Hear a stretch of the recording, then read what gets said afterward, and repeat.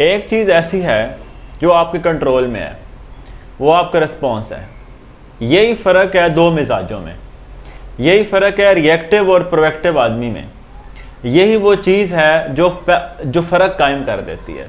Proactive होना बुनियादी चीज़ है, यानी अगर आप जिम्मेदारी कबूल करने को तैयार नहीं हैं, अगर आप ये मानने को तैयार नहीं हैं कि आपकी ज़िंदगी पे आपके डिसीजंस का असर होता है, आपके रिस्पॉन्स आपकी लाइफ को बदलते हैं। आप एक रिश्ते में अपना रिस्पॉन्स बदल के देखें, वो उस रिश्ते को ताकत मिलने लग जाती है। आप रिएक्टिव हो जाएं, आप शक करना शुरू कर दें, आप गिले करना शुरू कर दें, आप ताने मारना शुरू कर दें, आप रिश्ते को वीक करते जाएंगे। आप मैरिज पार्टनर को देख लें, एक हस्बैंड एक वाइफ के गिले करता रहे, उसकी गलतियां बताता रहे, उसकी गलतियों को कन्फेस करता रहे, उसकी गलतियों को पॉइंट आउट करता रहे, उस पर जुमले कसता रहे, उस पर ताने मारता रहे, तो कौन सा रिश्ता बिल्ड हो जाएगा। लेकिन अगर वो ये समझ जाए, एक्सेप्ट कर ले दूसरे बंदे को जैसा भी वो है, जब आप स्टार्ट में ही ये कोशिश शुरू कर देते हैं कि मैंने इसको बदल के अपनी पसंद के मुताबिक बनाना है। आप किसी की पसंद के मुताबिक 100% हो सकते हैं, जो अगले को पकड़ के आपने 100% अपनी पसंद के मुताबिक बनाना है। आप ये कर सकते हैं कि आप उसको उसके पर्सपेक्टिव पे आके समझें। प्रोएक्टिव आदमी एम्पैथी से काम लेता है, वो अपने आप को उसकी जगह पे रख के महसूस करता है उसको, जिससे उसको समझने में मदद मिलती है। मसला कब आता है? समझना तो दूर की बात, जब हम दूसरे को सुनने के लिए ही नहीं तैयार होते। 3 तरह की सिचुएशन से आपका वास्ता पड़ेगा, 3 तरह के मसाइल से आपका वास्ता पड़ेगा। पहली तरह के मसले जो हमारे रवैये की वजह से हैं, जो हमारे सोच की वजह से हैं, जो हमारे मिजाज की वजह से हैं, जो हमारे एटीट्यूड की वजह से हैं, उन्हें तो बदला जा सकता है, वो तो पूरा आपका इख्तियार है। किसी की बदतमीज़ी को बदतमीज़ी से रिस्पॉन्ड न करना आपका इख्तियार है, किसी की तनकीद को चुप करके इग्नोर कर देना ये आपका इख्तियार है। आप अपनी सारी एनर्जी उस एक नेगेटिव कमेंट पे क्यों ज़ाया कर देते हैं, जबकि 100 काम और पड़े हुए हैं जिन्हें आप कर सकते हैं। जब आप अपने आप को अपने अंदर से कनेक्ट करेंगे, जब आप अपने आप को अपने उसूलों से कनेक्ट करेंगे, तो फिर आप इस्तकामत का पहाड़ बन के चल पाएंगे।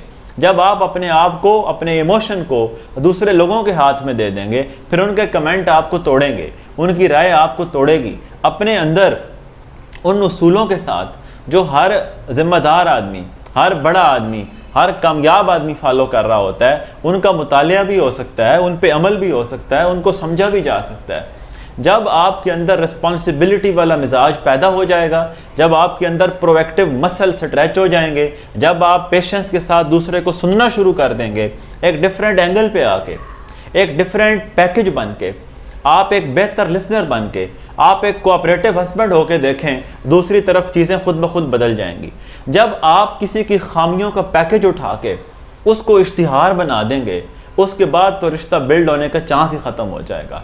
आप किसी की खामियों को इश्तिहार बना के पब्लिश करते फिरेंगे, ये सोचे बगैर कि आपकी इज्जत उसी रिश्ते में जुड़ी हुई है, फिर उस रिश्ते को बिल्ड करना, उसे वापस अपने बहाल करना वो मुश्किल हो जाएगा। अगर आप दूसरे की खामियों पे फोकस छोड़ के आप अपने आप को उसको समझना शुरू करें, मोहब्बत देना शुरू करें, ज़्यादा कोऑपरेटिव होकर देखें, ज़्यादा एहसास वाले होकर देखें, थोड़ी सी केयर दे के देखें, वो फील करके देखें जो वो फील जो करते हैं, उनके मिजाज को, उनके उस इंसान को, उनकी सारी खामियों के साथ, सारी बदतमीज़ियों और बदमिजाजियों के साथ आपके मुताबिक जो खामियां हैं, अगर आप उन्हें कबूल कर लेंगे तो खुद ब खुद उनके दिल में आपके लिए भी एहसास पैदा होता रहेगा। और कभी कहता है कि आप मोहब्बत को एक एक्शन की तरह समझें, इसे एक वर्ब के तौर पे लें, आप इसे अमल समझें, और वो मोहब्बत क्या है आपके दूसरे का एहसास करके देखें, आप दूसरे के लिए कुर्बानी करके देखें।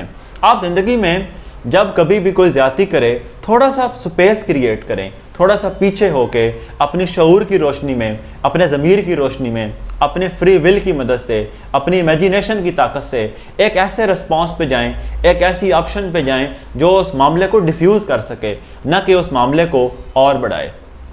अगर आपको रिस्पॉन्स करना नहीं आता तो नाकामी मुकद्दर बन जाएगी।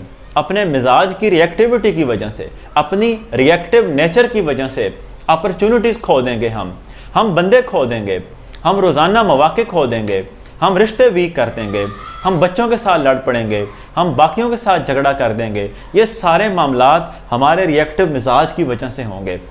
एक बात जो दुख की भी है, जिसका इंतज़ाम भी नहीं है, वो ये कि इन तालीमी इदारों ने, एजुकेशन सिस्टम में, हमारे माहौल ने, हमारे कल्चर ने इसके लिए हमें तैयार ही नहीं किया कि उन लम्हों को कैसे रिस्पॉन्ड करना है जब डर आपको अंदर से दबोच लेगा, जब डिप्रेशन ज़हन की धज्जियाँ उड़ा देता है, जब लोगों की तनकीद अंदर से गिरा के रख देती है, जब अपने से मुख्तलिफ लोग बात सुनने को तैयार नहीं होते, जब भरी बज़्म में जवाब न आने पर रुसवा कर दिया जाता है, जब बोहतान और इल्ज़ाम के बाज़ार गर्म कर दिए जाते हैं हमारे ख़िलाफ़ या आपके ख़िलाफ़, उन लम्हों को कैसे रिस्पॉन्ड करना है जब 2 नंबर कम आने की वजह से घर वालों का रवैया बदल जाए, उन लम्हों को कैसे रिस्पॉन्ड करना है जब जॉब न होने की वजह से लोग जुमले कसना शुरू कर दें, उन लम्हों को कैसे रिस्पॉन्ड करना है जब हर तरफ मौरा माहौल तनकीद का हो और आप अच्छाई की नीयत भी लेके आएँ तो आपकी नीयत को मशकूक कर दिया जाए।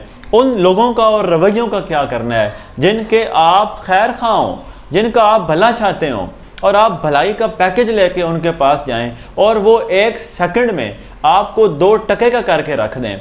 उस सारी सिचुएशन में सब्र कैसे करना है, उस सारी सिचुएशन में तामुल से काम कैसे लेना है। कभी किसी ने नाकामी को डील करना भी सिखाया, कभी किसी ने यह भी सिखाया कि हार में भी जीत होती है, हार में भी एक लर्निंग होती है, हार में भी एक सबक होता है, हार भी बर्दाश्त दे जाता है। याद रखिएगा, माहौल बड़े आदमी नहीं पैदा करते, वो माहौल तो 100 आदमियों को मिला था, 100 आदमी नहीं बड़े बने। उस माहौल में रह के जिसने अपना रिस्पॉन्स इम्प्रूव किया, जिसने रिस्पॉन्ड डिफरेंटली किया, जिसने रिस्पॉन्स बेहतर लेवल पे किया, जिसने रिस्पॉन्स मुस्बत सोच के किया, जिसने रिस्पॉन्स एक नए शऊर की रोशनी में किया, जिसके यहाँ माफ़ करने का मिजाज मौजूद है। एक बात को अना का मसला बना लेना, उससे हटना ही नहीं, ये रिएक्टिव लोगों के मिजाज हैं।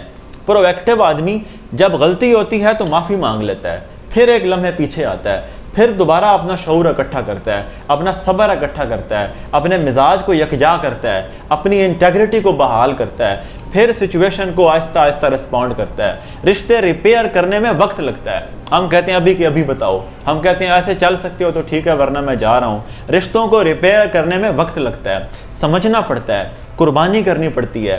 ये इमोशनल डिपॉजिट्स होते हैं जो आपने अपने अखलाक से, अपनी केयर से, अपनी मोहब्बत से, इन एक्शंस के ज़रिए दूसरे के दिल में मोहब्बत जगानी होती है। ये इन्वेस्टमेंट अगर हम नहीं करेंगे, ये डीलिंग और रवैया अगर हम नहीं पैदा करेंगे तो रिश्ते खुद ब खुद कोलैप्स कर जाएंगे। न सिर्फ रिश्ते, लोग बॉस को बदलना चाहते हैं।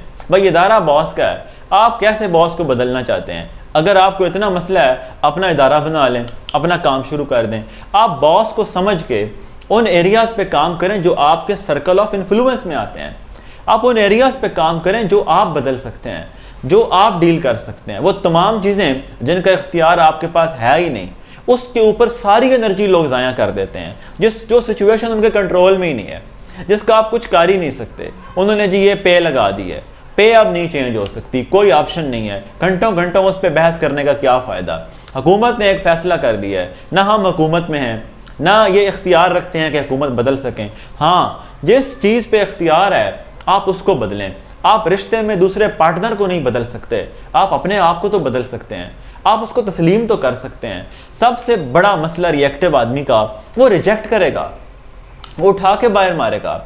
आप उसकी पसंद के मुताबिक नहीं होंगे, वो आपको ही वो अपने एक पर्सपेक्टिव में आपको तोलेगा।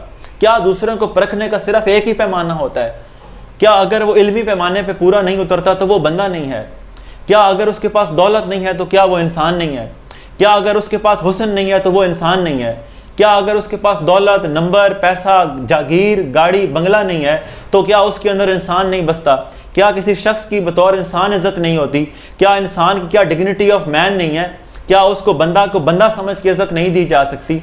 जब हम किसी बड़े को या किसी खुश अखलाक को, अच्छे मिजाज को किसी एक पैमाने पे परख के रिजेक्ट कर देते हैं तो ये हमारे अपने मिजाज का मसला है। अगर हम इस तरह रिजेक्ट करते जाएंगे तो हम एक ऐसी दुनिया कायम कर देंगे जहां हम और हमारी नस्लें भी नहीं रह पाएंगी। जब हम दूसरे को तस्लीम नहीं करते तो कई बीमारियां जन्म ले रही होती हैं, फिर हसद जन्म ले रहा होता है, बुग़्ज़ जन्म ले रहा होता है, अदावत जन्म ले रही होती है। फिर हमें नेगेटिव नज़र आने लग जाता है। तो एक्सेप्टेंस करने वाला दिल, एक्सेप्टेंस करने वाला मिजाज, माफ़ करने वाला मिजाज। आखिरी बात जो प्रोएक्टिव हैबिट में उन्होंने डिस्कस की है, प्रोएक्टिव आदमी कमिटेड होता है, उसने आपसे कमिट किया है, वो उसे पूरा करेगा। एक बात। दूसरी बात, वो आपकी अदम मौजूदगी में भी आपके साथ लायल रहेगा। जब आप या हम एक आदमी की मौजूदगी में उसके साथ होते हैं, बाकियों की बुराइयां करते हैं, तो वो आदमी क्या इतना मुन्ना है, वो ये नहीं समझ सकता मेरे जाने के बाद मेरी भी वाट लगेगी, मेरे भी बारे में बातें होंगी। जब हम किसी दूसरे की गैर मौजूदगी में उसके साथ डिसलॉयल हैं, तो ये अंडरस्टूड है कि इस शख्स की गैर मौजूदगी में हम इससे भी डिसलॉयल होंगे और वो भी हमारे बारे में डाउट करेगा, उसको भी शक होगा कि दूसरों के मुंह के सामने हम क्या थे और पीछे हम क्या हो गए। जब हम उन लोगों के साथ वफादार रहेंगे जो एब्सेंट हैं, तो फिर वो हमारे साथ वफादार होंगे जब हम एब्सेंट होंगे, फिर हमें वफा मिलेगी। दूसरी बात, कमिटमेंट अपने आप के साथ और दूसरों के साथ। अपनी सेल्फ अवेयरनेस के ज़रिए जब ये पता लग गया है मेरी ये खामी है, फिर कमिट कर लें कि मैंने इसे इम्प्रूव करना है, ये बुराई मैंने निकालनी है, मैंने लोगों को तस्लीम करना है। लोगों को सिर्फ एक एंगल से नहीं देखना, उसके पास तहकीक नहीं है, इल्म नहीं है, तो क्या हुआ, उसके पास इंसानियत है, उसको इज्जत देना आती है। प्रोएक्टिव आदमी इज्जत डिस्ट्रीब्यूट करना जानता है, तस्लीम करना जानता है, माफ़ करना जानता है। ये बेसिक एट्रीब्यूट्स हैं जो पैकेज लेके आप माशरे में निकलेंगे तो आपका सारा रिस्पॉन्स आपको कायनात डिफरेंटली करेगी। जब हम बेवफाई की दुकान खोल के बैठे होते हैं, जब अपने मिजाज में रिपल्सिव होते हैं, फिर ऑटोमेटिकली हमें लोग, दोस्त लोग, वो सारे उस तरीके से मिलने लग जाते हैं।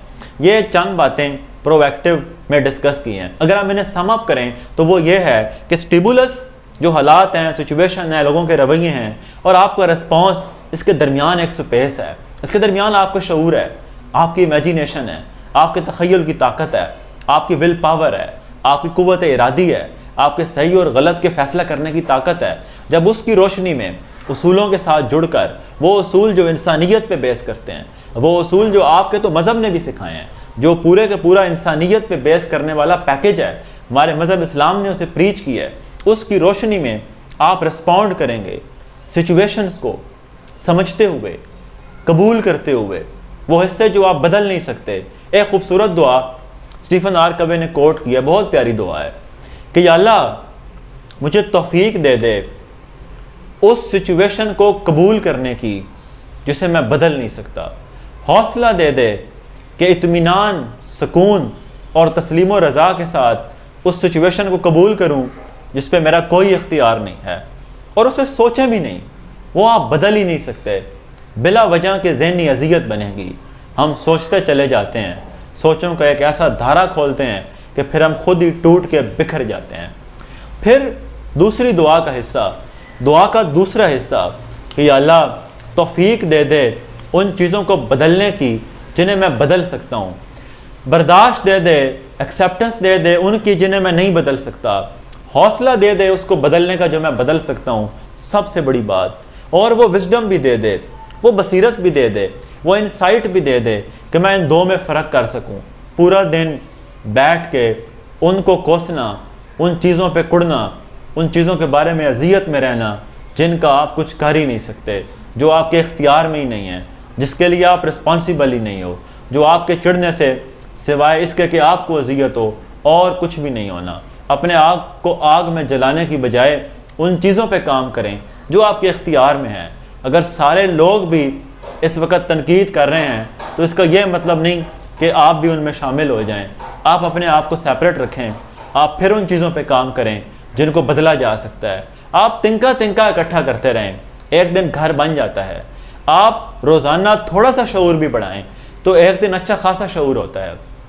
आप थोड़ा सा रिस्पॉन्स बदलें, एक कतरे का इजाफा कर लें, आहिस्ता आहिस्ता गिलास बन जाएगा, फिर वो पूरी नदी बन जाएगी, फिर एक समुंदर रखते होंगे आप, फिर आपका सब्र बला जैसा होगा, फिर आपका सब्र उन लम्हों में भी मौजूद होगा जो लम्हे अनकंट्रोलेबल होते हैं। जो लोग छोटी छोटी सिचुएशंस में सब्र नहीं कर सकते, जब एमरजेंसी और क्राइसिस आएगी वो उस वक्त भी नहीं कर पाएंगे।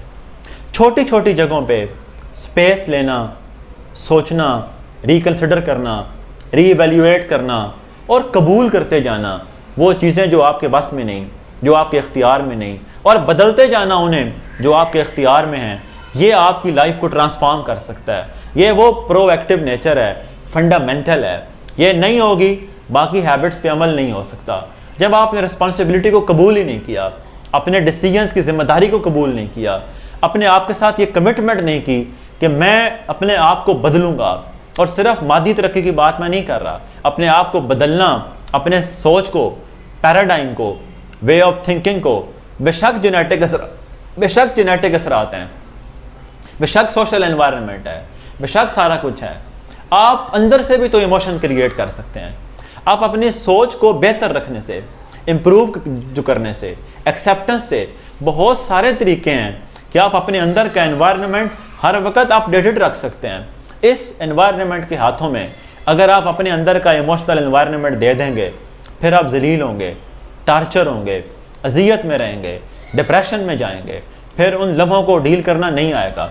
और इस सारे के लिए हमें ज़रूर अपना वो शऊर लेना चाहिए जिसकी मदद से आप खौफ को आंखों में आंखें डाल के देख सकें, आप डिप्रेशन को ओवरकम कर सकें, आप अंदर की सुस्ती और काहली से निजात पा सकें, आप अपने अंदर के पोटेंशियल को देख सकें, खामियों को भी देख सकें, अपना शऊर रखते हों, वो रोशनी आपके पास हो जिसमें आपको अपना आप तो क्लियर हो, अपने आप से एक मुलाकात हो जाए, अपने आप की समझ आ जाए, अपने आप को डील करना आ जाए, अपने आप को हैंडल करना आ जाए, अपने आप को तारीकी से निकालना आ जाए, अपने आप को रोशनी में ले जाना आ जाए, अपने आप को डिप्रेशन से निकाल के उम्मीद की किरण नसीब करना आ जाए, उसके बाद दूसरों के लिए रोशनी बन सकते हैं। ये प्राइवेट विक्ट्री है, यहाँ फतह आप अपने अंदर पाएंगे।